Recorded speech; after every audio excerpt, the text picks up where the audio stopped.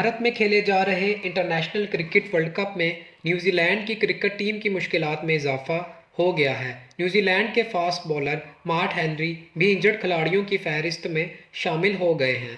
گزشتہ روز جنوبی افریقہ کے خلاف میچ میں مارٹ ہنری انجری کا شکار ہوئے تھے۔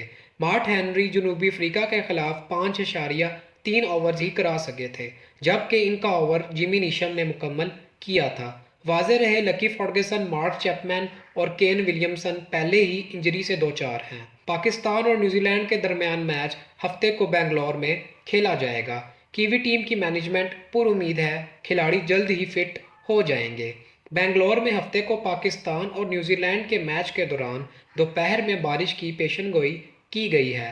ہفتے کو بنگلور میں دن 2 بجے سے 70 سے 80% تک بارش کا امکان ہے۔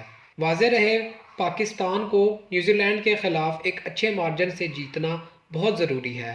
میچ میں 84 رنز کی فتح پاکستان کو نیوزی لینڈ سے اوپر لے جائے گی۔ تاہم اگر میچ وائٹ واش ہوا تو دونوں ٹیموں کو 1-1 پوائنٹ ملے گا اور نیٹ رن ریٹ پر کوئی اثر نہیں پڑے گا۔ خیال رہے بنگلور میں پاکستان اور نیوزی لینڈ کے درمیان میچ صبح 10:30 بجے شروع ہونا ہے۔ مزید ایسی ویڈیوز دیکھنے کے لیے ہمارے چینل کو سبسکرائب کریں اور بیل آئیکن کو دبانا نہ بھولیں۔